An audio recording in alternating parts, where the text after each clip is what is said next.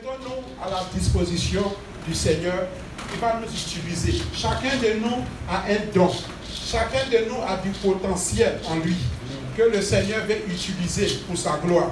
Ça veut dire quoi? Que Dieu, regardez un peu, Dieu pour œuvrer dans la vie de quelqu'un.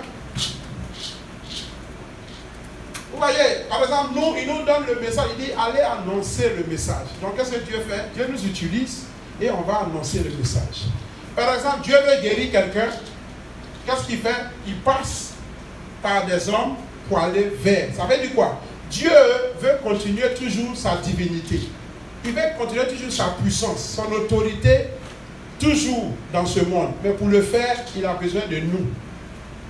Donc si nous sommes disponibles, nous sommes disposés, on vient, on devient des instruments de bénédiction, de réveil, de prise de conscience. C'est-à-dire tout ça, c'est pour cela que nous sommes les ambassadeurs de Jésus.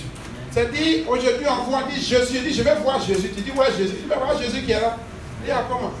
Tu dis, je vais voir Dieu. Mais voilà, Dieu qui est devant toi depuis là, tu ne vois pas. Vous voyez un peu. Et si nous prenons l'occasion de se voir les uns les autres, frères et sœurs, comme Dieu, vous allez voir que le péché dans l'assemblée va diminuer. Le péché va commencer à fuir. Parce que pour pouvoir faire mal à autrui, regardez un peu quelque chose. On fait mal à quelqu'un, tu insultes ton frère et puis tu vas demander pardon à Dieu. Est-ce que c'est à Dieu que tu insultes? Mais pourquoi on va demander pardon à Dieu? Et Dieu nous retourne la balle. Dieu va te dire, mais mon fils, c'est pas moi que tu as insulté, c'est pas moi. Va voir la personne. Vous voyez un peu comment nous sommes connectés. Et si nous voyons dans cet état d'esprit, ça va nous amener à nous aimer les uns les autres. Parce que tu t'es dit, si j'ai affaire à quelqu'un, j'ai affaire à Dieu. Donc dans ce sens, aimons Dieu alors. Et la Bible nous dit aussi que si nous disons que nous aimons Dieu, quelle est la preuve? C'est l'amour que nous avons les uns pour les autres. Vous voyez un peu que toujours cela tourne autour des êtres humains que nous sommes. Dieu nous a choisis, nous sommes spéciaux. Donc vraiment, frères et sœurs, réveillons-nous. Chacun de nous a appelé à servir Dieu. Quel est le don que Dieu a mis en toi? Dieu t'a appelé pour faire quoi? Si c'est cela, tu découvres, lève-toi et sers ton Dieu. Mets-toi à la disposition. Parce que si on vient à l'église, de la même manière on est venu, on retourne de la même manière, finalement ça devient monotone, finalement ça n'a plus l'envie de venir à l'église de servir Dieu. Mais quand on vient, on se met à la disposition de Dieu, même dans la louange, tu loues, ça te dépasse. Dans la prière, peut-être il y a un frère qui est à côté de toi, depuis, peut-être tu te négliges, mais il y a un frère qui est auprès de toi, qui veut être comme toi, mais toi tu ne sais pas. Il y a une soeur qui t'envie, tu vois rien, tu dis, mais et le Seigneur attend à ce que tu t'approches pour dire seulement quelque chose. Ça va fortifier ton frère, fortifier ta soeur. Donc que le Seigneur nous fortifie tous et que le Seigneur nous bénisse. Il nous aime tant. Nous avons une mission accomplie pour ne pas qu'on quitte sur la terre des hommes. Et Dieu va dire qu'on n'a pas accompli notre mission. Vous voyez, si on n'a pas accompli notre mission, ce n'est pas bon. Que nous nous mettons à la disposition du Seigneur pour qu'on arrive à accomplir notre mission. Alléluia. Donc on va prier pour le message. On va demander au Seigneur, nous voici, lui qui est Dieu, qui vient prendre total contrôle, qui est son serviteur par qui il passe pour envoyer le message, et que nous aussi nous soyons disposés à recevoir le message de Dieu, que tout ce qui est blocage, doute, tout plan de l'ennemi soit ôté au nom puissant de Jésus-Christ. Devant la voix, on va prier. Éternel Dieu, je vais bénir ton Seigneur. Il n'y en a point de Dieu comme toi, roi des rois. C'est toi, le Tout-Puissant. Et tu dis que la révélation de tes paroles est claire et elle donne de l'intelligence au simple. Seigneur, nous voici, nous venons en toute simplicité du cœur. Nous n'avons ni révélation, ni sagesse, ni connaissance. Tout vient de toi. Viens et prends contrôle. Où est ton serviteur par qui tu passeras pour nous annoncer ton message et que, Père, nous soyons disposés à recevoir. Que nous sortons d'ici engagés, réveillés, déterminés plus que jamais au nom puissant de Jésus-Christ de Nazareth. Que ton sang couvre chacun de nous, que nous passions un moment exceptionnel au nom puissant de Jésus-Christ. Alléluia. Et donc, sans plus tarder, on va laisser la place aux frères, à notre frère, à notre frère, à notre frère, à notre frère, à notre frère. Alléluia. À notre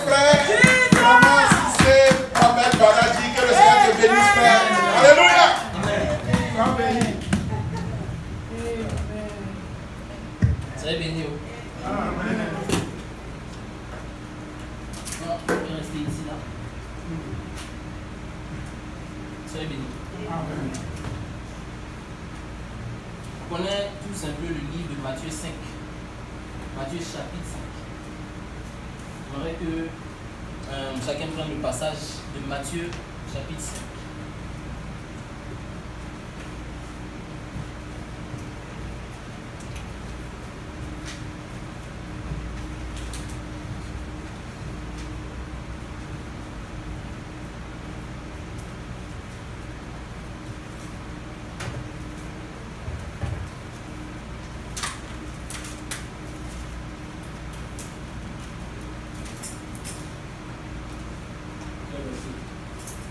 Tout le chapitre.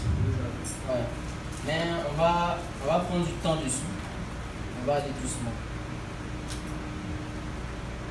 Ouais, j'aimerais qu'on prie que le Seigneur vraiment puisse nous éclairer.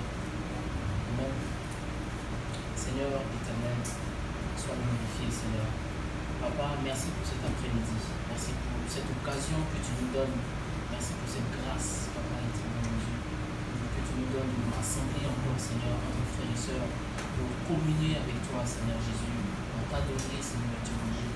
Merci, Seigneur, de nous faire comprendre, Seigneur, tes écritures, Seigneur éternel. La parole qui est sainte, Seigneur Jésus. Comme nous disait un frère, Seigneur, qui sommes-nous, Papa, pour prêcher ta parole, Seigneur Jésus? Qui suis-je et quelle est ma maison, Seigneur Jésus? Mais Père, éclaire-nous, Seigneur. Ouvre-nous l'esprit, Seigneur, que nous la comprenions, Papa. Au nom de Jésus-Christ. Amen.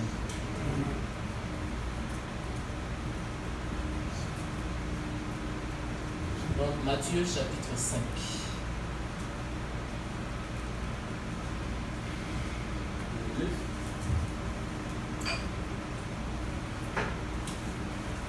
En temps normal, on l'a tous lu, ce chapitre-là. On l'a déjà tous lu. Il y a une sœur qui me disait un jour, elle dit, quand la foule venait à Jésus, la foule venait pour la guérison. Et Jésus les guérissait. Beaucoup, au moins plus de 6 000 à 3 000 personnes venaient pour que Jésus les guérisse. Et Jésus les guérissait. Mais Jésus savait aussi au fond de lui que cette foule avait faim. Et Jésus les nourrissait sans que même la foule demande qu'ils ont faim. Et Jésus savait dans son cœur que cette foule-là qui le suit, qui sont venus pour la guérison, ils avaient aussi faim. Donc ce qui veut dire que quand on vient à Jésus pour quelque chose, si on vient pour la guérison, si on vient pour la restauration, Jésus nous donne encore plus même que ça. C'est un qui va nous restaurer, qui va nous guérir, mais il va nous nourrir, il va nous donner encore plus de bénédictions. Mais moi j'ai une question cet après-midi. Est-ce que c'est la raison pour laquelle Jésus était sorti pour annoncer l'évangile? Est-ce qu'il était sorti pour guérir les malades? Est-ce qu'il était sorti pour nourrir les gens? Quelle est la raison pour laquelle le maître lui-même est sorti de la ville où il a grandi, de Nazareth, pour venir jusqu'à Jérusalem pour rencontrer des gens? Quelle est cette raison? J'aimerais qu'on prenne vraiment du temps là-dessus. Donc, frère, si tu peux lire Matthieu 5, de 1 à 3. Matthieu 5, de 1 à 3. Voyant la foule, Jésus monta sur la montagne. Et après qu'il se fut assis, ses disciples s'approchèrent de lui. Puis, ayant ouvert la bouche, il les enseigna et dit: Heureux les pauvres en esprit, car le royaume des cieux est à eux. Non, heureux les pauvres en esprit, car le royaume des cieux est à eux. Pauvre en esprit, ça veut dire quoi? Quelqu'un qui est pauvre en esprit, c'est à eux-là que le royaume des cieux appartient. Pauvre en esprit, qu'est-ce que ça veut dire? Pauvre en esprit veut dire spirituellement vide. Spirituellement vide. Il a toujours besoin de recevoir Dieu. Humilité. Quand tu te vois trop spirituel, trop arrivé, c'est toi qui, comment dire, toujours que Dieu utilise, toujours. À un moment, tu es tellement riche que tu deviens orgueilleux. Mais celui qui est pauvre en esprit, qui se dit: ah, moi je ne connais rien. Moi je suis une vase vide, j'ai besoin d'être rempli. C'est à ceux-là que le royaume de Dieu appartient. Parce que c'est l'humilité, on dit l'humilité précède la gloire. Quelle gloire? La gloire du royaume des cieux. Et c'est par là qu'il faut commencer. Frère, verset 4. Heureux les affligés, car ils seront consolés. Affligé ici signifie tristesse, chagrin ou abattement. Quelqu'un qui est toujours triste dans sa vie, qui est toujours abattu dans sa vie. Quand il vient à Jésus, dans le royaume des cieux, il sera consolé. Verset 5. Heureux les débonnaires, car ils hériteront la terre. Dans le monde, souvent, on dit quelqu'un qui est trop gentil, il est trop bête. Quelqu'un qui est trop gentil, on l'utilise. Et puis, dès qu'on a besoin de lui, on se souvient de lui, on l'appelle et puis on le jette. Souvent, les gens viennent et puis ils te donnent un conseil. Il ne faut pas être trop gentil, hein. Il faut pas être trop gentil, il faut faire attention. Le Seigneur, il dit ici, heureux les débonnaires. Les débonnaires veut dire quelqu'un qui est tellement gentil que c'est une faiblesse pour lui. Que tout le monde profite de sa gentillesse. Vu qu'il a une voiture, tout le monde appelle pour qu'on puisse le déposer. Vu qu'il a un peu d'argent, tout le monde se souvient de lui parce qu'il a de l'argent. Le Seigneur ne condamne pas ça. Il dit heureux les débonnaires, ceux même qui sont gentils, jusqu'à ce que c'est une faiblesse pour lui. Il dit ceux-là, heureux, ces personnes-là. Frère, de 6 à 8. Heureux ceux qui ont faim et soif de la justice, car ils seront rassasiés. Heureux les miséricordieux, car ils obtiendront miséricorde. À 8? À 8. Ok. Heureux ceux qui ont le cœur pur, car ils verront Dieu. Heureux ceux qui ont le cœur pur. Heureux les miséricordieux. La miséricorde, ça, on sait ce que c'est. Et aussi, il a parlé de justice. J'aimerais plus tard qu'on prenne le temps vraiment sur la justice. Mais j'aimerais vraiment parler du cœur pur. Le frère Roméo insiste souvent sur ce sujet-là. Il parle souvent, quand il dirige ici, que Dieu nous donne un cœur pur. Une fois, il a prêché ici, tout le message était un cœur pur. Mais jusqu'à présent, un cœur pur, c'est un mystère pour nous. J'aimerais qu'on prenne aussi Matthieu 5, sans laisser Matthieu 5, Matthieu 15, 18 à 19. Frère, si tu peux prendre ça. Pour le reste, j'aimerais que vous restiez dans Matthieu 5. Le frère va lire. Matthieu 15, 18 à 19. Matthieu 15, 18 à 19. Mais ce qui sort de la bouche vient du cœur, et c'est ce qui souille l'homme. Car c'est du cœur que viennent les mauvaises pensées, les meurtres, les adultères, les débauches, les vols, les faux témoignages, les calomnies. Amen. Il y a un enseignant aussi qui disait que si on pouvait prendre les pensées de quelqu'un pour projeter sur un écran, pour que tout le monde regarde, nous tous ici, on allait se cacher tellement on allait avoir honte. On dit Dieu seul sait ce qu'il y a dans le cœur de l'homme. Quelqu'un peut être assis et puis, comment on dit, l'image qu'il projette, une image de saint, une image de pieux. Mais si Dieu pouvait juste prendre ce qui est dans ses pensées tout de suite pour mettre ça sur un écran pour que tout le monde regarde, on va tous se cacher. Est-ce que si Dieu vient tout de suite et puis regarde dans ton esprit, regarde dans ton cœur, qu'est-ce qu'il va trouver? Qu'est-ce qu'il va trouver dans ton âme à l'heure là? Jésus dit, ceux qui ont le cœur pur là, c'est eux qui sont heureux. Si jamais nos pensées sont tordues, si dans nos cœurs on a la haine, si dans nos cœurs on a des trucs qu'on cache, qu'on n'aimerait pas que les gens sachent, il y a un problème. Parce qu'on dit que quand le Seigneur va venir là, il va prendre des gens purs, irrépréhensibles. C'est ceux-là qui pourront aller au ciel. Est-ce qu'on a le cœur pur ce matin? Prends Proverbe 4, 23.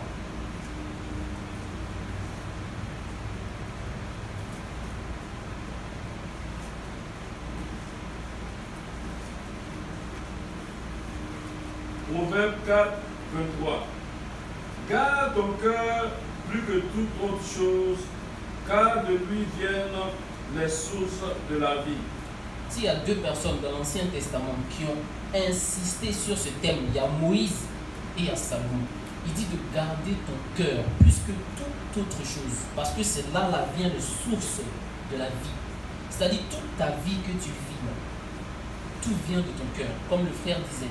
Si les gens disent que oui, Dieu ne regarde pas à l'apparence, il regarde au cœur. Mais ce qui est sur ton apparence, ça vient de là.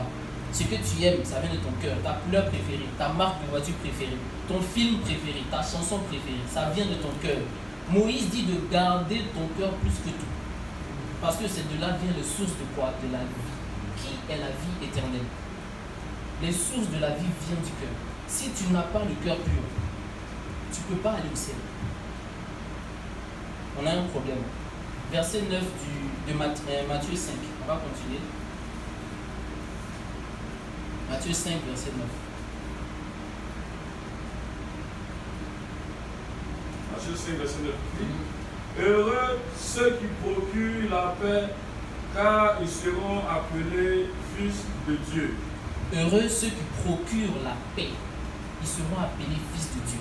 Est-ce que nous sommes des gens de paix? Est-ce qu'on procure la paix? Est-ce que toute phrase, tout mot qui sortira de notre bouche amène la paix? Ou bien c'est l'inverse que ça crée? Prends aussi Romains 12, 18. J'aimerais appuyer sur ce passage-là. Romains 12,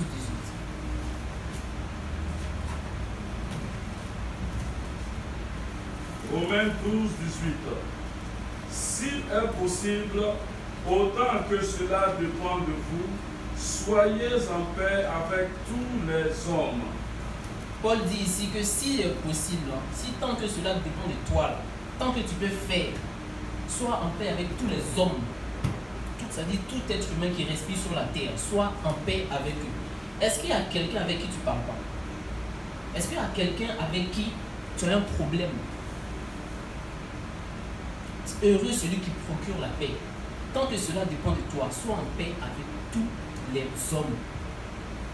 Soyons des gens de paix.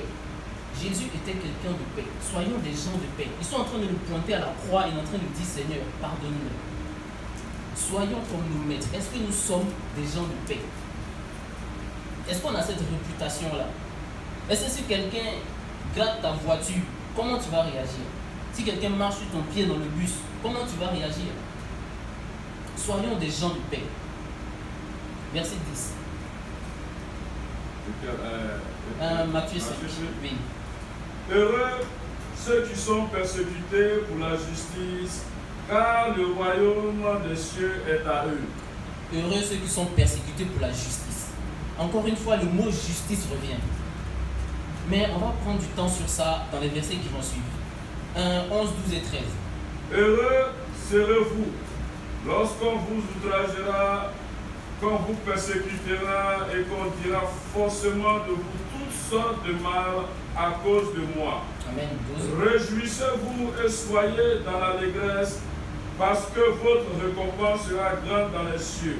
Amen. Car 13. c'est ainsi qu'on a persécuté les prophètes qui ont été avant vous. Amen. Et tout ça, c'est à cause de la justice. Maintenant, 13. Vous êtes le sel de la terre, mais si le sel perd sa saveur, avec quoi la vie rendra-t-on? Il ne sert plus qu'à être jeté dehors et foulé aux pieds par les hommes. Amen. On dit nous sommes le sel de la terre. Sel de la terre, là, ça veut dire quoi? Sel de la terre. C'est, comment on dit, nous sommes ceux qui donnent un avant-goût du royaume des cieux aux gens du monde qui sont toujours dans la dépression, qui sont toujours dans les problèmes, qui sont toujours dans les doutes pour leur avenir, qui sont toujours dans les dépressions. Nous sommes censés être ceux qui donnent un avant-goût du royaume des cieux à ces personnes-là. Le sel de la terre. Il faut qu'on ait de la saveur. Voilà un virus qui est arrivé, coronavirus. C'est nous-mêmes qui devons rassurer les gens. Non, il y a un espoir. Jésus est vivant. Nous-mêmes qui devons avoir du goût, les rassurer. C'est nous-mêmes on partage des vidéos de complotistes. C'est nous-mêmes on est encore plus dans la détresse que les gens du monde. Le sel de la terre. Est-ce qu'on a de la saveur? Est-ce que quand un de tes proches a des problèmes, c'est à toi il pense pour appeler tout de suite pour raconter son problème? Parce que toi, tu as de la saveur. Même dimanche dernier, on parlait de quelqu'un qui s'est jeté devant un train à cause des soucis de sa vie. Les gens ont des problèmes de nos jours. Nous qui sommes censés avoir du goût, refléter le royaume des cieux, l'espoir, la vie, comment on marche nous-mêmes? Est-ce que nous sommes le sel de la terre? Et le Seigneur prévient, toi qui es chrétien, qui es la lumière du monde, qui est le sel de la terre, qui, grâce à qui les gens prennent goût, si tu perds ta saveur, il te jettera dehors. Et on va te fouler aux pieds. Est-ce que nous sommes le sel de la terre? Il y a des gens, quand tu leur parles, ils ont de la saveur, il y a quelque chose. Quand tu leur parles, quand il est au travail, on sait que lui là, non, il n'est pas comme nous, c'est un chrétien. Même souvent, même il parle des choses obscènes. Quand tu approches, ils arrêtent de parler parce que toi, tu es un chrétien, tu as de la saveur, tu as du goût. Est-ce que nous ressemblons à ça ce matin? Dans le verset qui suit, il a parlé de lumière. Il dit, nous sommes aussi la lumière du monde. Est-ce que au travail, on est reconnu, on est réputé pour être le chrétien? Est-ce qu'on est réputé pour être la lumière, celui qui éclaire les autres? Ou bien quand on arrive, on se mélange avec eux?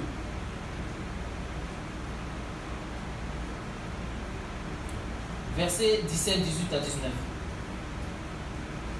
Matthieu 5, de 17 à 19. Ne croyez pas que je sois venu pour abolir la loi ou les prophètes. Je suis venu non pour abolir, mais pour accomplir. Car, je vous le dis en vérité, tant que le ciel et la terre ne passeront point, il ne disparaîtra pas de la loi un seul iota ou un seul trait de la lettre, jusqu'à ce que tout soit arrivé. Celui donc qui supprimera l'un de ses plus petits commandements et qui enseignera aux hommes à faire de même sera appelé le plus petit dans le royaume des cieux. Mais celui qui les observera et qui enseignera à les observer, celui-là sera appelé grand dans le royaume des cieux. Amen. Amen. Jésus dit, il n'est pas venu abolir la loi, mais il est venu accomplir la loi. La grande question c'est, ça veut dire quoi? Accomplir la loi. Parce que souvent on aime dire ça. Non mais Jésus n'a pas aboli la loi, il a accompli la loi. Mais qu'est-ce que ça veut dire, accomplir la loi? Accomplir quelque chose, ça veut dire effectuer. Quand on dit dans les films par exemple mission accomplie, ça veut dire mission remplie, effectuée. Jésus dit, il n'est pas venu enlever la loi, il est venu accomplir. Ça veut dire lui-même, il est venu participer aussi. Si la loi a été donnée aux Juifs comme un règlement intérieur, celui qui s'y soumet, on va dire que c'est l'un des gens qui sera appelé, en parenthèse, juif, juste plutôt. Jésus dit, il n'est pas venu abolir cette loi parce que les gens savaient que le Messie venait pour sauver. Le Messie venait pour donner la vie. Et quand le Messie est arrivé, les gens pensaient que c'est bon, on n'est plus sous la loi, maintenant il suffit de suivre le Messie. Jésus dit, non, attendez, moi-même là, je suis venu aussi participer, comme vous tous, sous la loi. Et Jésus, lui, contrairement à nous, il a accompli de A à Z. C'est-à-dire, il a tout accompli, tout obéi de A à Z. Maintenant, le mystère, c'est quoi? On dit que quand tu es baptisé, tu rentres dans l'eau, tu meurs en Jésus. Et quand tu sors de l'eau, c'est Christ maintenant qui vit en toi. Donc Jésus qui a accompli toute la loi, qui est sans faute. On dit c'est lui maintenant qui te donne sa vie. Toi, tu es mort, c'est Jésus maintenant qui vit en toi. Donc c'est comme si toi, depuis que tu es né, tu n'as jamais enfreint la loi à cause de la vie de Jésus qui est en toi. Donc moi, j'aimerais vous dire ce matin, il y a des gens qui se promènent avec des doctrines bizarres, qui remettent encore les gens sous les jougs de la loi. Nous sommes morts à la loi, ça a été accompli pour nous. C'est comme si maman ici a déjà accompli tous les sabbats depuis qu'elle est née. C'est comme si ici elle n'a jamais enfreint un seul iota de la loi à cause de l'accomplissement de la loi de Christ. Et c'est ce qu'il a dit. Je suis venu accomplir. Et il a accompli. Sur la croix, il a dit, tout est accompli. Et c'est cette vie-là qu'il t'a donnée aujourd'hui. Jésus maintenant vit en toi. Tu es irréprochable. C'est pour ça qu'on dit que tu es justifié. Tu es justifié par Jésus-Christ. Donc quand tu vas arriver devant Dieu, pendant que les autres sont jugés sur leurs fautes, toi quand tu vas arriver, on va envoyer ton casier devant Dieu, ta page est vierge parce que c'est la vie de Jésus qui est là. Donc il n'y a rien à te reprocher. C'est pour ça qu'on dit que quand Satan vient t'accuser, arrière de moi, tout est accompli. Moi je suis mort, c'est Christ qui vit en moi. Donc ayez cette ferme assurance-là, ne vous laissez pas asservir par un joug étranger. Christ a déjà tout fait. Amen. Verset 20. Car, Matthieu 5, 20. Car je vous le dis, si votre justice ne surpasse pas celle des scribes et des pharisiens, vous n'entrerez point dans le royaume des cieux. Amen. C'est maintenant même l'enseignement va commencer. Il dit, c'est là on va parler de la justice. Il dit, si ta justice n'est pas plus grande que ceux des scribes et des pharisiens, tu ne rentres pas au ciel. Simple. On a le témoignage des Juifs ici. On sait que les Juifs, ils ne jouent pas avec leur loi. Ils ne jouent pas avec leur sabbat. Vendredi soir même, ils éteignent leur téléphone. Pourquoi? Parce que leur parole dit d'éteindre le téléphone. Enfin, de ne pas faire de travaux serviles. Eux-mêmes, là même, ils éteignent tout. Quand je suis parti en Israël, j'ai fait une semaine. Quelque chose m'a étonné. À partir de vendredi soir, il n'y a même pas de taxi dehors. Ni train, ni taxi, ni bus. La ville est vide. Ceux qui sont dehors, c'est les Arabes et les Noirs. Donc, ce qui veut dire, si tu es dans un quartier juif, et que tu veux manger, il n'y a pas moyen, tout est fermé. Il faut aller dans le quartier des Arabes. Les Juifs ne jouent pas avec ça. Et à partir de vendredi soir jusqu'à samedi, ils sont toujours dans leur truc de Juifs. Ils vont aux synagogues, ils vont prier. Toute la nuit, ils passent le temps à prier.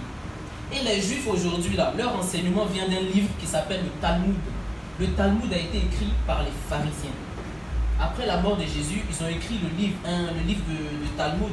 C'est comme un commentaire, une explication de la Torah. Mais ils ont rajouté aussi leur tradition dedans. C'est sur ce livre-là que les Juifs aujourd'hui s'appuient. Donc, les Juifs d'aujourd'hui et les pharisiens ont la même doctrine. Jésus dit, ceux-là qui se sanctifient depuis samedi et vendredi soir jusqu'à dimanche, si ta justice n'est pas plus grande que pour eux, tu ne rentres pas au ciel. Moi, j'ai une question. On fait comment? On a cette réputation-là. Ils ont les cheveux ici, là. Ils sont ridicules avec ça. Mais c'est écrit dans leur parole, donc eux, ils respectent. Ils ne mangent pas de porc, ils respectent. C'est-à-dire qu'ils marchent comme ça, droit. Jésus dit, si toi, tu n'es pas plus juste qu'eux, tu ne rentres pas au ciel. Ah, frère, on a des problèmes. Comment on fait? Moi, ce que j'aime chez Jésus, il a expliqué comment on doit faire. Et c'est ça qu'on va voir aujourd'hui. Prends verset 21 à 22. Matthieu 5 toujours. 21 à 22.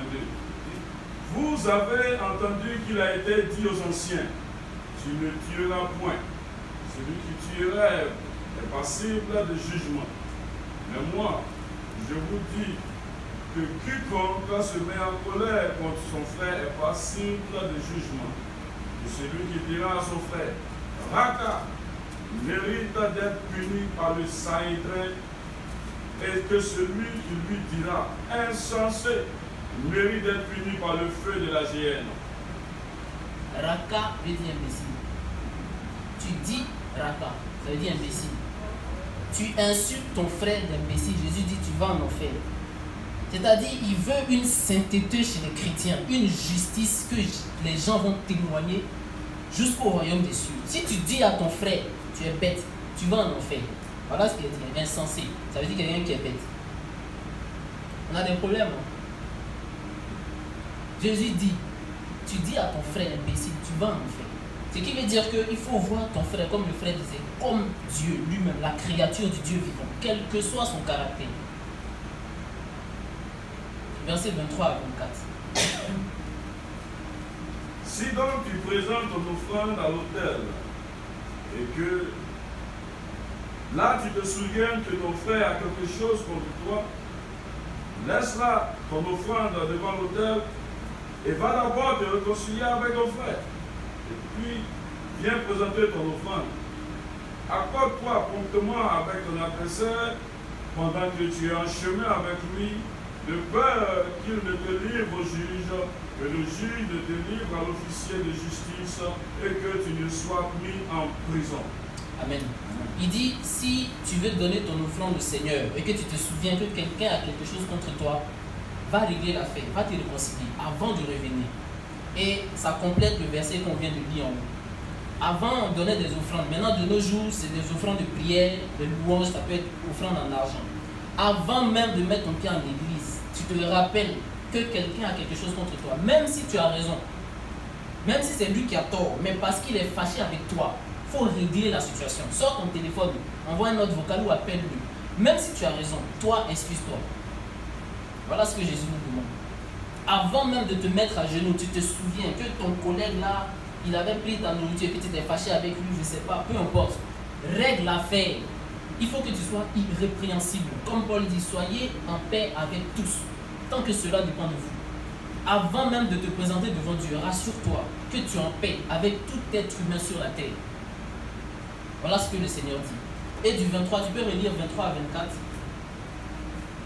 Si donc tu présentes ton offrande à l'autel, et que là tu te souviens que ton frère... Non, 25 à 26. 25 à 26. Ouais, excuse-moi. Accorde-toi promptement avec ton adversaire pendant que tu es en chemin avec lui, de peur qu'il ne te livre au juge, que le juge ne te livre à l'officier de justice et que tu ne sois mis en prison. Je te l'ai dit en vérité, tu ne sortiras pas de là que tu n'aies payé le dernier quadrant. Il dit accorde-toi promptement avec ton adversaire. Promptement, ça veut dire rapidement, vite. Avec ton adversaire, avant qu'il te livre en justice. Moi, j'ai vécu une histoire en France là-bas.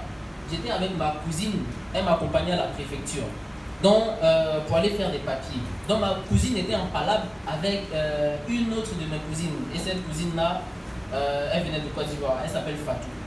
Maintenant, ma cousine et Fatou, elle s'insultait toujours sur les réseaux sociaux. Moi, je les regardais, je dis, mais vous avez quoi à vous insulter comme ça?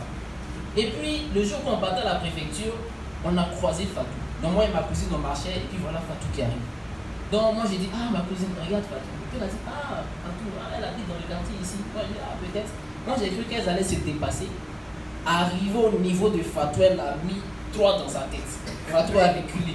Et puis, elle a giflé. Elle a giflé. Donc, elles se sont rentrées dedans. Donc, moi, j'étais paniqué. Je rentre entre les deux pour essayer de les séparer. Je dis, mais hey, ils sont en train de se tirer les cheveux. Problème des femmes. Comment elles se bagarrent là. On a réussi à les séparer. Maintenant, quand on les a séparés, je dis, ah, mais qu'est-ce que tu me fais là? Pourquoi tu te jettes sur elle comme ça? Elle dit, non, qu'elle va comprendre aujourd'hui là. Maintenant, on s'en va, on fait des papiers, on rentre à la maison. Quelques mois plus tard, je reçois un appel, un agent de police qui me dit de me présenter à la police. Bon, moi, je me suis dit, bon, peut-être il y a erreur, il va me présenter. J'arrive, on dit, non, je suis accusé d'agression. Et il dit, comment ça, j'ai agressé qui? On dit, est-ce que je connais une certaine Fatou? Il dit, oui, je la connais, c'est ma cousine. Qu'elle a porté plainte il y a quelques temps, que moi et ma cousine, on a groupé sur elle pour la frapper. Il dit, est-ce que moi j'ai besoin de couper sur elle? Ma cousine elle est costaud, Fatou elle est mince. J'ai même pas besoin de me mettre avec ma cousine pour la frapper. J'ai séparé juste. Le policier dit, ah lui il peut rien faire, on doit passer devant le juge. Je dis, ok, le Seigneur est vivant, le Seigneur ma justice. Maintenant, j'étais à la maison, j'ai prié, j'ai dit, Seigneur, toi me dis, je n'ai rien fait. Je suis chrétien, je ne peux pas agresser quelqu'un. Tu es ma justice, j'ai même créé un nouveau cantique, le Seigneur ma justice, tout ça. On arrive maintenant devant le juge. On était là, et puis le juge, chacun a dit sa version. Et quand je passe, je dis aussi ma version. Je dis non, moi j'ai juste séparé. Le juge a frappé le marteau, il nous a condamnés, moi et ma cousine, à 500 € d'amende, chacun. Et je me suis rappelé de ce passage. Apprends-toi, accorde-toi promptement avec ton adversaire. Avant d'arriver sur le juge, même si tu as raison, c'est-à-dire tu es assis devant ta porte, quelqu'un vient, il marche sur ton pied. En marchant sur ton pied, il s'est fait mal. Il veut porter plainte contre toi. Demande pardon. Avant que ça arrive loin. Parce que la justice ici, là, c'est la justice des hommes. Ils vont juger selon leur loi. Accorde-toi promptement. Demande pardon. Comme on dit, éteins le feu. Même si tu as raison. Quelqu'un est venu la casser ta voiture et puis c'est lui, il se gonfle, négocie. Si jamais il ne veut pas, voilà, ça va aller là où ça va. Mais éteins le feu tout de suite, avant que ça aille loin. Pourquoi? Parce que tu es chrétien. Parce que tu es un enfant de Dieu. Tu n'as pas le choix. Souvenez-vous de ce verset-là. Accorde-toi promptement avec ton adversaire avant qu'il t'amène à la police. Même si tu as raison. Si tu peux régler l'affaire, règle ça rapidement. Et quand j'ai lu ce verset-là, j'ai demandé pardon à Dieu. Si jamais j'avais appelé Fatou, ah Fatou, je comprends, je suis désolé, excuse-moi. Toi, mais tu sais que entre toi et moi, on est frères. Si j'avais éteint le feu, elle se serait calmée. Mais moi, j'ai dit non, Dieu est ma justice. On va aller sur le juge. Le Seigneur m'a justice, je suis parti, j'ai été condamné. Exactement comme la parole a dit. Non, frère. Versons, comme on dit dans le monde, mettez de l'eau dans nos vins. Accordons-nous promptement avec notre adversaire. Versets 27 à 28. Verset 5, verset 28. Vous avez appris qu'il a été dit, tu ne commettras point d'adultère. Mais moi, je vous dis que quiconque regarde une femme pour la convoiter a déjà commis un adultère avec elle dans son cœur. On va compléter ça avec Job 31, verset 1.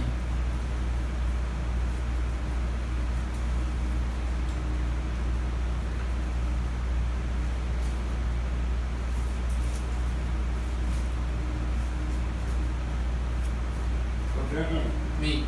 J'avais fait un pacte avec mes yeux et je n'aurais pas arrêté mes regards sur une vierge. Amen. J'aimerais parler aux hommes sur ces versets-là. Jésus dit que si on dit tu ne commettras point d'adultère, tu ne vas pas tromper ta femme. Bon, on va parler aussi aux femmes, tu ne vas pas tromper ton mari. Jésus dit, si seulement tu regardes une jeune fille dehors, pour la désirer dans ton cœur, c'est comme si tu as couché avec elle. Et tu t'es chargé d'un péché. Ce qui veut dire que si le Seigneur revient, tu descends en enfer. Job dit qu'il a fait un pacte avec ses yeux, de ne pas déposer ses yeux sur une fille vierge. Fille vierge, à l'époque, on sait que les filles qui n'étaient pas mariées sont vierges. Fille vierge veut dire une femme non mariée, une jeune fille. Il a fait un pacte avec ses yeux, que lui, il ne va pas regarder une fille comme ça dans la rue pour la convoiter. Un pacte. Il faut qu'on arrive à ce niveau, les frères. Et j'aimerais aussi rajouter quelque chose, parce que souvent en été, on sait qu'on est beaucoup combattu avec les cousines, tout ça, habillés d'une façon bizarre. Mais il faut qu'on arrive à un niveau où ça ne nous fait plus rien. Il faut qu'on meure à ça. C'est-à-dire, quand tu vois une jeune fille, tu fermes les yeux de peur de pécher contre Dieu. Il faut que c'est la compassion qui rentre dans ton cœur. Il faut voir la jeune fille et puis tu as pitié. Elle ne connaît pas le Seigneur. Au lieu d'avoir le désir dans ton cœur, aie de la pitié. Il faut qu'on arrive à ce niveau spirituel-là. Sinon, ça va être compliqué. On sera combattu toute la journée. Mais quand tu arrives au niveau où tu es mort à ça, tu vois la jeune fille, ça te dit rien. Tout ce que tu as dans ton cœur, c'est comment elle peut rencontrer le Christ. Si tu atteins ce niveau, frère, tu seras béni. Que le Seigneur nous donne ce niveau au nom de Jésus. Amen. 29-30.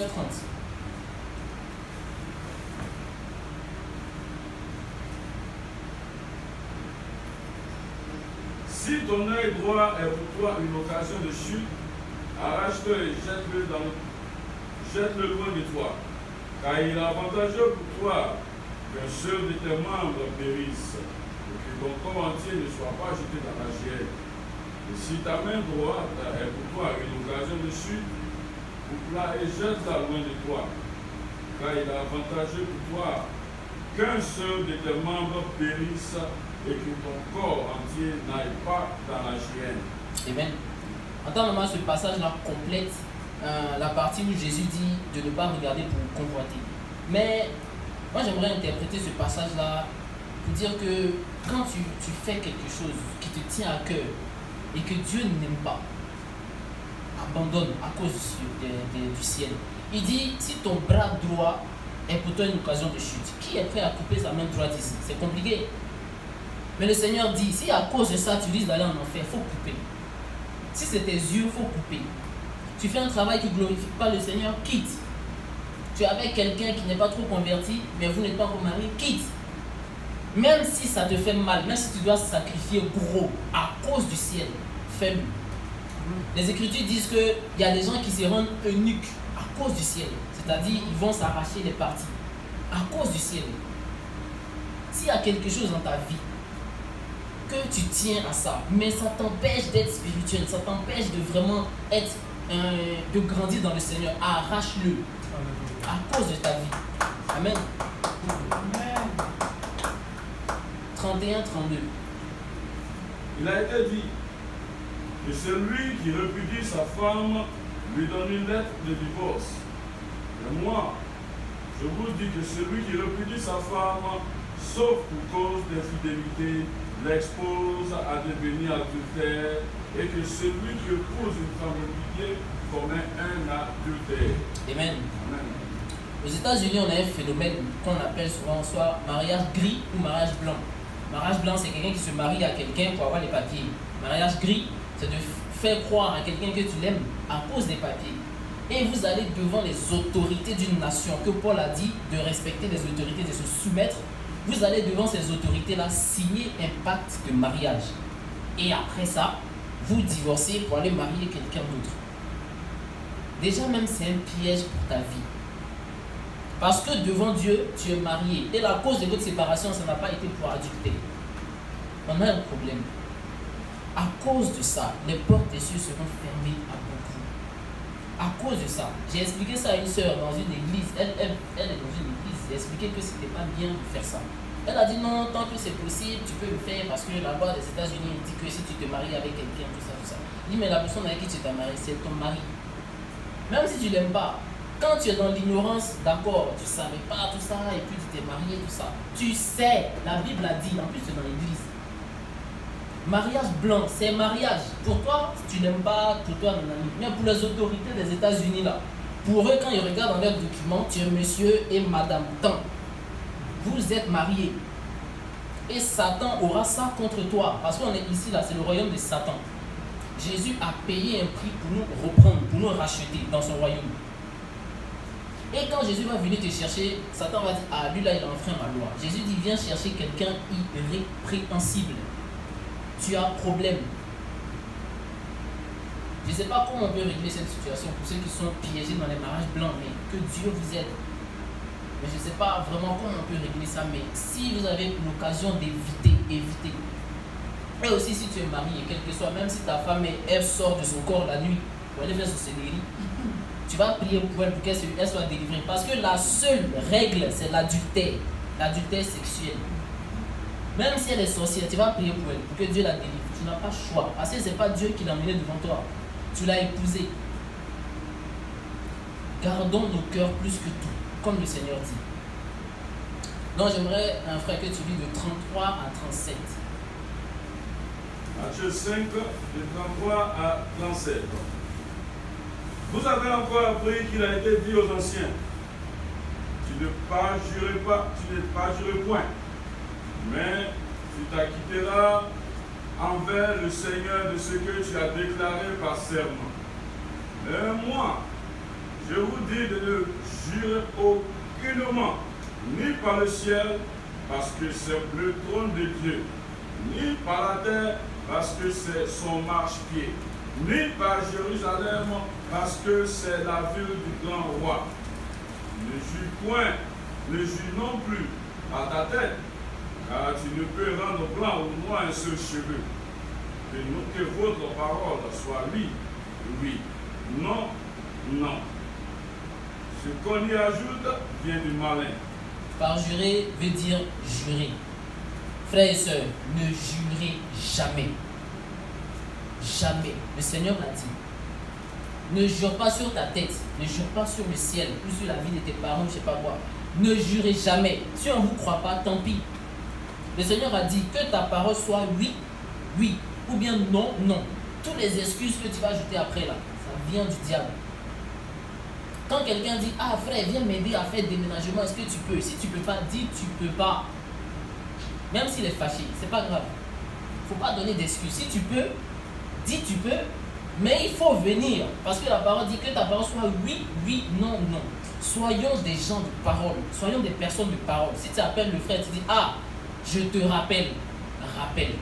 Fais tout pour rappeler. Si tu dis à quelqu'un, je viendrai te visiter tel jour, fais tout pour venir me visiter. Soyez des gens de parole. C'est important. C'est très, très important. J'aimerais vraiment insister là-dessus. Prends Proverbe 6, 2. Proverbe 6, 2.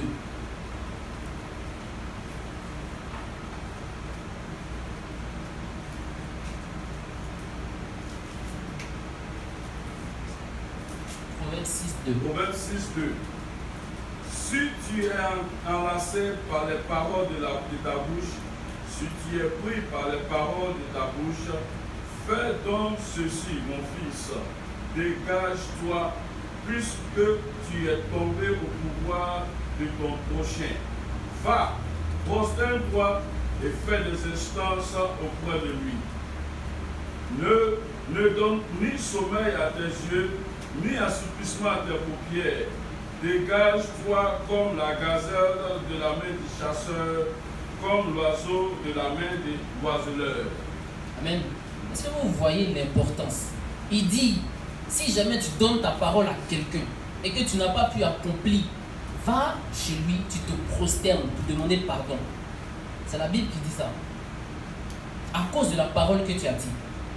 Parce que c'est comme un piège. Il dit, va le voir et dégage-toi, fais des instances.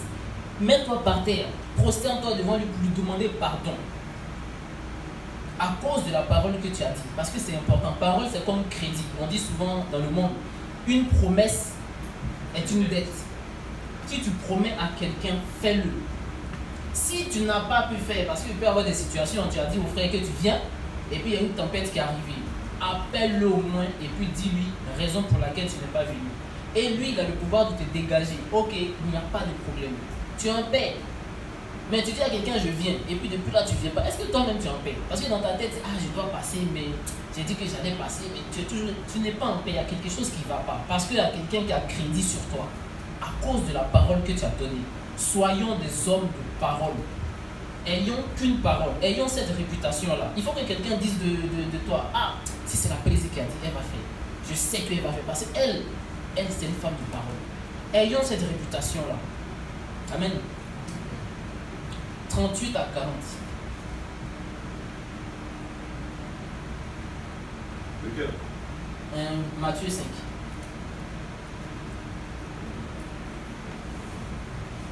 Vous avez appris qu'il a été dit œil pour œil et dent pour dent. Mais moi, je vous dis de ne pas résister aux méchants. Si quelqu'un te frappe sur la joue droite, présente-lui aussi l'autre. Si quelqu'un veut plaider contre toi et prendre ta tunique, laisse-lui encore ton manteau. Hein? Amen. Non, c'est bon. On dit œil pour œil, dent pour dent. Ça veut dire si tu me fais, je te fais aussi. Et il dit de ne pas résister aux méchants. Si quelqu'un te frappe sur la joue droite, présente-lui l'autre joue. Ce verset, on connaît. Mais ça veut dire quoi? Si quelqu'un te gifle sur la joue droite, présente-lui l'autre joue. Qu'est-ce que ça signifie? La joue, c'est l'une des parties les plus intimes de l'homme. N'importe qui ne peut pas toucher ta joue. Quelqu'un peut venir, il touche ton épaule. Ah frère, tu es en sécurité. Mais quelqu'un vient, il veut toucher ta joue. Toi-même, c'est gênant. Mais quelqu'un d'intime peut toucher ta joue parce que vous vous connaissez. Ce qui veut dire que tu fais confiance à la personne. Imaginons que tu fais confiance à quelqu'un qui te trahit. Quelle sera ta réaction? Tu seras blessé. La plupart des gens, ils ferment même avec la personne parce qu'ils voient la personne comme une traite. Le Seigneur dit, tends l'autre joue. Tu as donné ta joue parce que tu faisais confiance, il t'a giflé. Sois prêt dans ton cœur à tendre l'autre joue, à pardonner.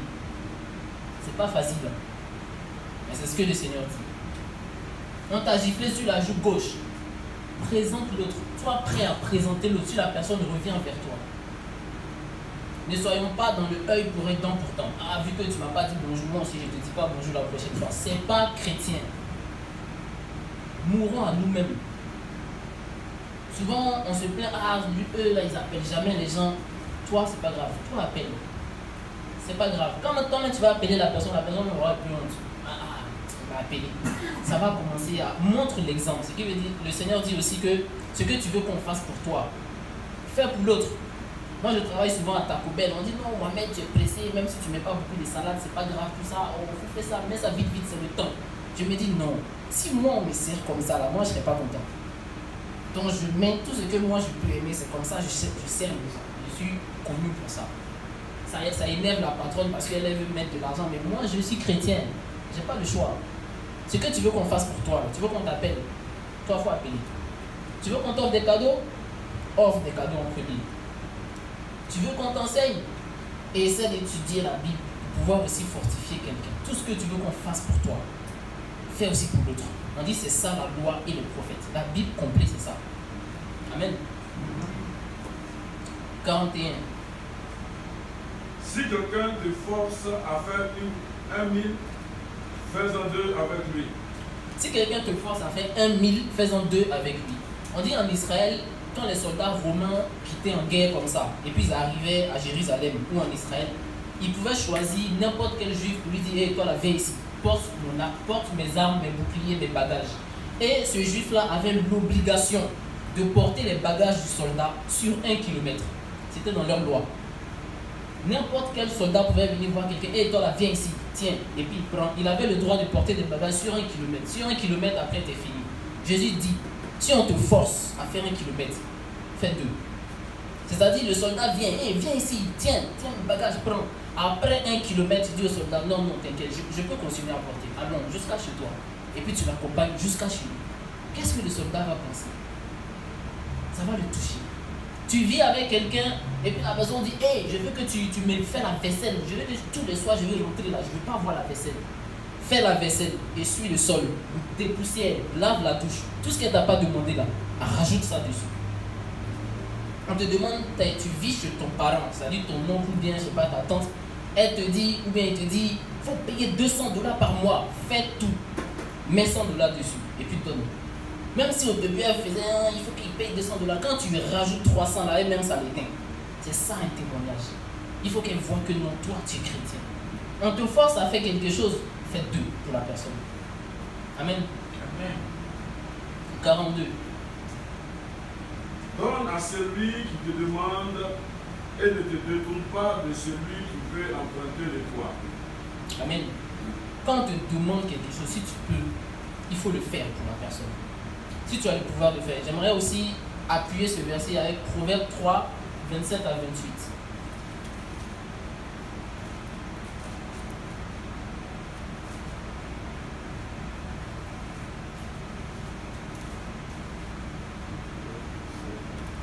Ne refuse pas un bienfait à celui qui a droit, quand tu as le pouvoir de l'accorder. Ne dis pas à ton prochain, va et reviens, demain je te donnerai, quand tu as de quoi à donner. On dit ne dis pas à ton prochain, faut aller et puis il faut venir, quand tu as de quoi à donner. C'est-à-dire, il vient te voir pour un problème de $10. Tu as $10 sur toi, mais tu ne veux pas lui donner. Tu lui dis non, il faut aller, il faut revenir demain. Ça se trouve, il n'a pas besoin, c'est pour aller payer des bêtises, tout ça. Pourtant, tu as les $10. Les Écritures disent, si tu as de quoi aider quelqu'un, il faut le faire. Il ne faut pas lui dire va et viens. Si tu as de quoi lui donner, le Seigneur voit. On ne sait jamais, peut-être c'est le Seigneur même qui l'a mené vers toi. Si tu as de quoi aider quelqu'un, aide-le. Peu importe ce qu'il va faire avec l'argent. Mais toi, tu as obéi à la parole. Amen. 43 à 47. Vous avez appris qu'il a été dit, tu aimeras ton prochain et tu haïras ton ennemi. Mais moi, je vous dis, aimez vos ennemis, bénissez ceux qui vous maudissent, faites du bien à ceux qui vous haïssent et priez pour ceux qui vous maltraitent et qui vous persécutent, afin que vous soyez fils de votre Père qui est dans les cieux. Car il fait lever son soleil sur les méchants et sur les bons, et il fait pleuvoir sur les justes et sur les injustes. Si vous aimez ceux qui vous aiment, quelle récompense méritez-vous? Les publicains n'agissent-ils pas de même? Et si vous saluez seulement vos frères, que faites-vous d'extraordinaire? Les païens n'agissent-ils pas de même? Soyez donc parfaits, comme votre Père céleste est parfait. Amen. Amen. Qui aime les sorciers ici? Personne. Jésus dit, il faut les aimer. Aimez vos ennemis. On aime nos frères en Christ, mais on n'aime pas les sorciers. Il faut les aimer d'après les Écritures. Si tu pries pour seulement ceux qui t'entourent, les gens de ton église, et que tu ne fais pas pour les autres, qu'est-ce que tu fais d'extraordinaire? J'ai remarqué un truc dans la communauté même africaine. Souvent quand je marche dans la rue, j'arrive dans un magasin, tu vois un Chinois qui est arrêté là, tu vois un cousin, et puis tu vois quelqu'un avec un maillot de foot de Côte d'Ivoire. Donc quand tu vas rentrer, tu vas aller vers la personne. Hey mon frère, comment tu vas? Ça va? Oui. Et les autres?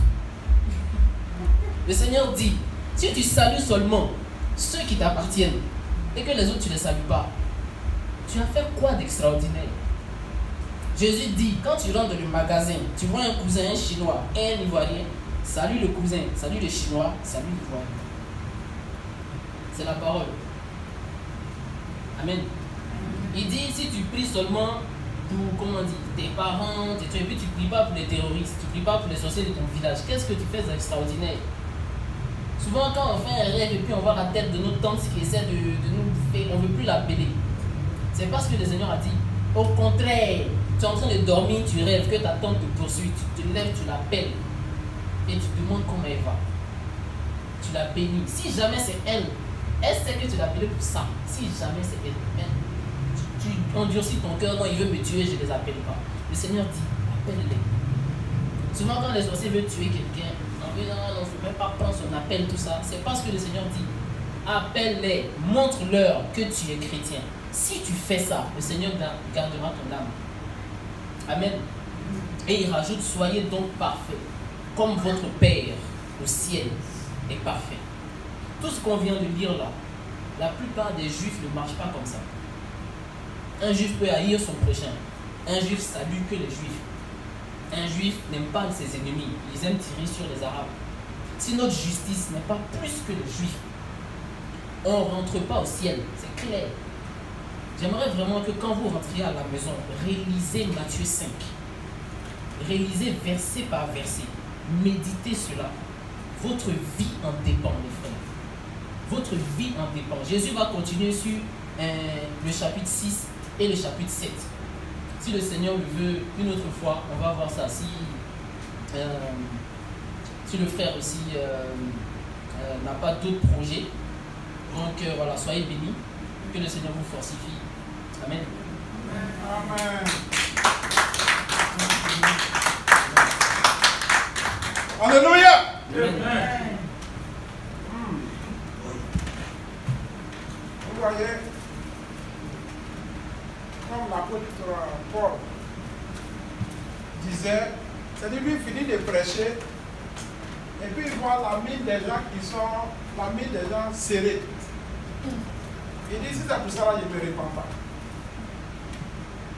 Parce que sur cette tristesse-là, parce qu'on voit soit un message sort et puis tu es triste dans ton fond intérieur. Mais cette tristesse-là, c'est dû à quoi? C'est parce que le message t'a touché. Ou bien c'est parce que tu n'aimes pas ce genre de message. C'est lequel? Voyez-vous? Parce que quand un message sort, que ça t'attriste, ça veut dire quoi? Que, en principe, ça révèle ta conscience. Tu regrettes que ce que tu devais offrir à Jésus, tu ne l'as pas fait. Donc, dans ton feu intérieur, tu regrettes que, oh Seigneur, je t'ai fait mal. C'était ce que je devais faire. Donc, il y a ce sentiment de tristesse. Ça t'attire à une prise de conscience. Parce qu'il dit que celui qui confesse ses péchés et les délaisse obtient miséricorde. Donc, frère, que le Seigneur te bénisse. Amen. Cela nous amène toujours à compter sur le Seigneur. Vous voyez, comme il a dit, le Seigneur a déjà tout accompli. Mais pour cela, il faut avoir foi en lui. Et sa grâce est disponible pour nous amener à accomplir ce message-là.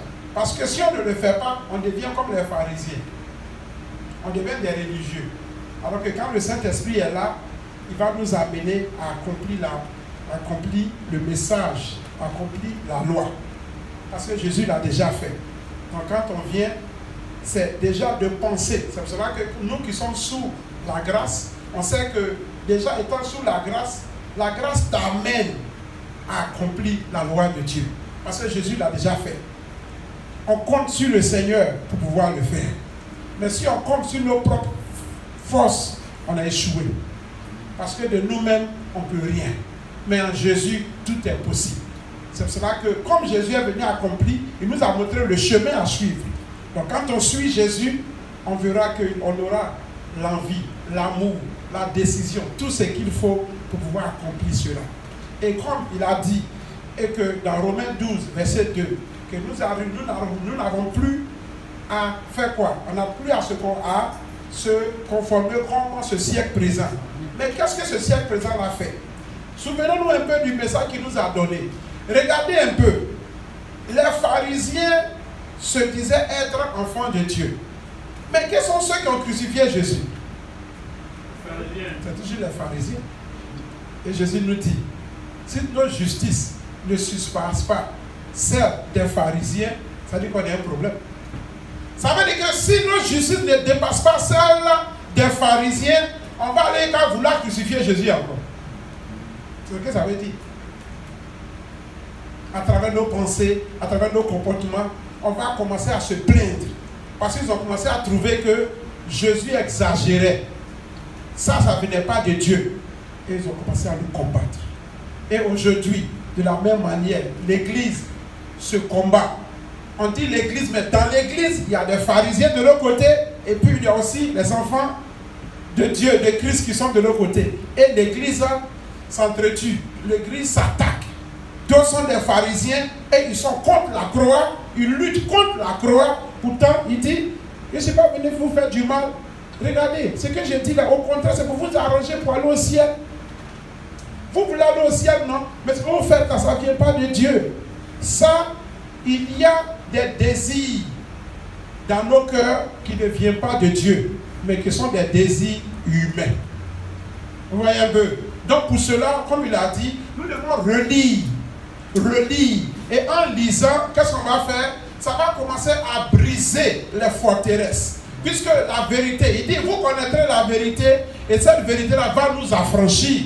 Et la parole de Dieu est la vérité. Et quand nous avons commencé à méditer dessus, chaque jour, ça va commencer à susciter un réveil à nous. On va commencer à comprendre qui nous sommes. Vous voyez un peu? Et aimer ce qu'on fait en tant qu'enfant de Dieu. Donc que le Seigneur nous fortifie, que le Seigneur vraiment nous exhorte, le Seigneur nous réveille. Nous avons beaucoup à faire et il n'y a rien de meilleur que de prendre la parole. Vous voyez que tout ce qu'on a lu, c'est basé sur la parole. Et que le Seigneur nous donne la révélation profonde des messages que nous recevons. Que cela va nous aider pour que nous aussi, nous qui sommes le sel, comme elle a dit, si on perd notre valeur, c'est un problème. Alors qu'on doit aller gagner le monde entier. Donc si on perd notre saveur, qu'est-ce qu'on utilisera pour pouvoir gagner l'humanité tout entière? Donc vraiment que le Seigneur nous aide, que le Seigneur réveille la conscience de chacun de nous, que quel que soit qui nous sommes, que nous nous réveillons pour dire, Seigneur, voici mon cas. C'est très important. Et on va prier. On va envoyer nos cas devant le Seigneur. Le Seigneur dit, si notre justice ne surpasse pas celle des pharisiens, quelle est ta vie? Nous disons que nous sommes des chrétiens. Mais si dans nos caractères, si dans notre manière de penser, nous nous associons, nous nous limitons aussi aux pharisiens, ça veut dire que nous sommes des religieux. Que Jésus n'habite pas réellement en nous. L'Esprit du Dieu vivant n'habite pas. On a attristé le Saint-Esprit quelque part. Donc on va prier, on va s'élever. On va prier pour dire, Seigneur, voici mon cas. Seigneur, il y a ce côté-là. Là, je suis pharisien. Je dis aussi chrétien, mais il y a un côté, on dit de pardonner là. Aïe, aïe, aïe, aïe, je ne peux pas pardonner. Mais il y a un côté ici là, on dit de tenir promesse. Là, je ne tiens pas promesse. Il y a un côté ici là, on dit d'être à l'heure, la ponctualité. Là, ici, toujours en retard. Mais Seigneur, aide-moi. Chacun va apporter sa vie devant le Seigneur. On va prier en fonction du message. Que le Seigneur bénisse son serviteur. Parce que nous sommes tous utiles devant le Seigneur. Et quand cela vient, c'est pour nous fortifier. C'est pour nous encourager. C'est ça l'amour en Jésus-Christ. Il a fait sa part. Et en retour, nous bénissons le Seigneur. Pour dire, Seigneur, souviens-toi de lui. Oins-le. Pour que nous recevons davantage. Et chacun de nous ici a ce qu'il faut. Pour qu'ensemble, nous œuvrons pour l'œuvre du Seigneur. Alléluia. On va lever la voix, on va prier. Pour dire, Seigneur, voici mon cas, voici mon dossier. Aide-moi. Alléluia. On va prier. Éternel Dieu, nous voulons bénir ton Seigneur. Roi des rois, nous ne sommes rien. Nous voulons compter que sur toi. Seigneur, tu dis que si notre justice ne surpasse pas celle des pharisiens, nous ne pouvons pas entrer dans le royaume des cieux. Éternel Dieu, je bénis ton Saint-Nom. Et nous venons humblement à toi. Voici mon cas, Seigneur. Voici ma situation. Oh Seigneur, oh roi des rois, je me demande, oh Seigneur, quelle est ma relation avec Dieu? We will not enter your kingdom. Ah, Jesus. Ne surpasse pas Oh Lord, I need help. I need help, oh God, I need help. I need help, oh Lord. After you have spoken, I need help, oh Lord. So that my justice can pass the one of the Pharisees. Lord Almighty, for I know, Lord Almighty, that I'm still lacking behind. Oh, Jesus Christ of Nazareth. You say, for without you, we cannot do anything. Oh God Almighty, have mercy. Have mercy. Oh, roi des rois, Have mercy. tu as touché plusieurs fois. Strengthen me. Seigneur, je viens Oh devant toi. Lord Jesus. Je n'ai ni That I'll be force, able to ni fulfill intelligence, your ni commandments. sagesse, ni Jesus Christ of révélation, éternel Nazareth. Dieu. Et nous voulons nous You are soumettre big à Lord. toi, éternel Dieu de gloire. Oh God of Aide-nous, mon heaven. Dieu. Have mercy. Souviens-toi de nous, Seigneur. Have Que mercy nous on your puissions people. compter que sur toi. Jesus Que nous Christ. puissions dépendre de toi, Seigneur. Oh Lord. Alimente-nous, Seigneur. Réveille l'esprit de tes enfants que nous sommes. Réveille l'esprit de l'Église. Que nous ayons un cœur compatissant. Un cœur miséricorde. Pour que nous nous souvenions aussi de ceux, ô éternel Dieu, Holy dans le Spirit, monde. help us. Et que ta lumière rayonne à nous. Help Que nous us soyons sous des bénédictions pour les to autres. be a true Mais follower, Seigneur, true pour disciple. aider les autres, nous soyons, To be nous faithful voulons servants. être points. Nous voulons être nettoyés. Oh Nous Jesus. voulons être lavés. Nous voulons que notre justice surpasse celle des pharisiens. Pour que, Père, nous soyons des sous des bénédictions. Roi des rois, tu connais le fardeau de chacun. Tu connais la vie de chacun de nous, mon Dieu. Assiste chacun de nous. Seigneur, là où nous sommes encore, nous vivons dans l'oppression. Là où nous avons le cœur blessé, éternel Dieu, nous venons à toi guérir nos cœurs. Seigneur, délivre-nous de toute captivité, éternel Dieu. Libère de toute oppression, éternel Dieu de gloire.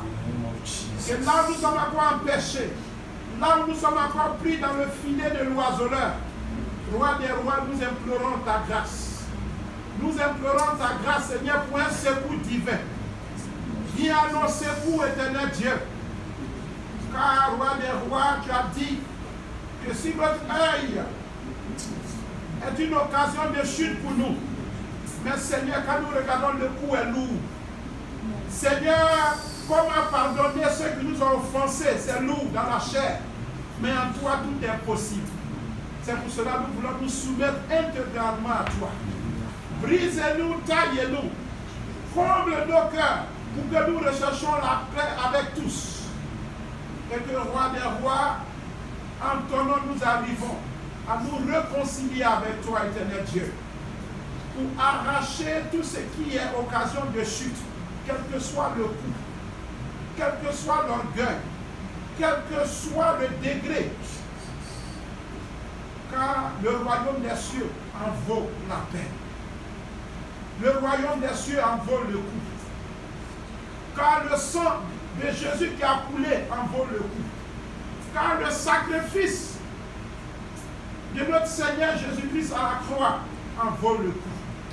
Car tu as dit que celui qui veut me suivre puisse se réunir soi-même.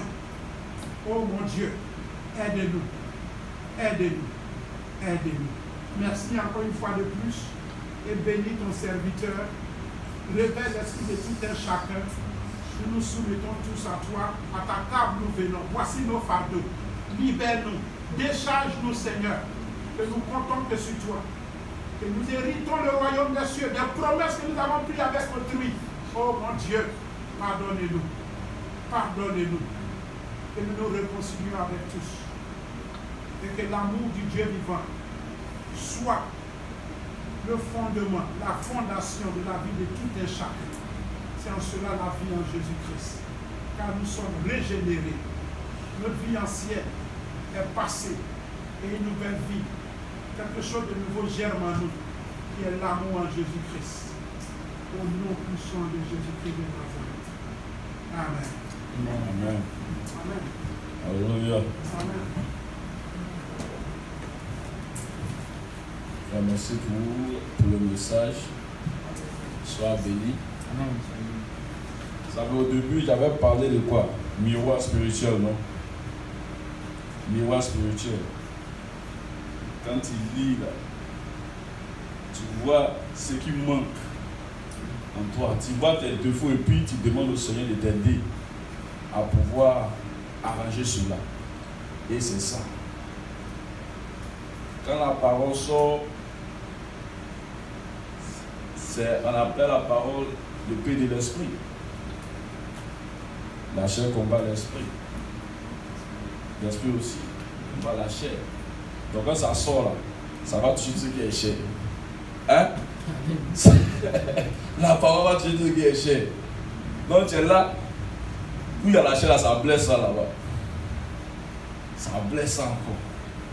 Et quand tu vois que cette parole là sort là, que ça te touche, c'est que tu sais qu'il y a un travail à faire là-bas. Il y a un travail à faire. Quand la parole sort, que ça te touche, ça te blesse, ça te fait mal là, c'est que tu dois travailler là, sur ce côté-là. Si ça ne te fait rien, c'est que ça passe. Mais si ça te blesse là, c'est qu'il y a quelque chose là-bas. Tu dois travailler là-dessus. Notre orgueil. Orgueil, c'est le numéro 1. C'était le numéro 1, le péché, le premier péché qui a été commis. L'orgueil. Que le Satan, que le diable a commis. Toi, tu es qui me dis quoi? Moi, je connais plus que toi. Je n'arrive pas à pardonner. Pourquoi c'est lui là même là? Tu sais quoi? Au travail, il y a une de mes managers là. Elle aime pas la salut d'abord. Même elle te voit, elle va te dépasser. Puis, ah. Souvent, elle dit non, mais le diable a quelque chose. Souvent, elle me dépasse bien salut des autres. Et puis elle me laisse. Ah! Ici, elle dit quand. Attends, elle te montre pour elle. Toi là. Quand il y a la salut, et puis après il y a la salut là. Et puis, ça va. Mais tu m'as dépassé, tu ne m'étais pas pour saluer les autres. Et puis tu as arrêté encore de moi, tu as fait des parler. Moi, comme ça, ça n'existe pas. Et elle était les chrétiens. Souvent, ici, il y a quelqu'un qui dit là. Pas de problème, comme tu as dit là. Elle m'a pas salué, moi, c'est la personne comme ça. Mais après, il va là-bas, là, et puis il dit, hey, il appelle son nom, et puis il dit, hey, Roméo, on a fait ça. Il arrive à le faire. Aïe. Alléluia. Ah! C'est pas vrai. On a du travail à faire. On a du travail à faire, c'est pas facile. C'est pourquoi le Seigneur dit qu'il sera avec nous pour nous diriger. Pas facile de vivre dans ce monde-là. On est notre propre ennemi. La chaîne nous combat tout le temps. Alléluia. Que le Seigneur nous aide. Que le Seigneur nous donne la force de pouvoir le faire. Alléluia.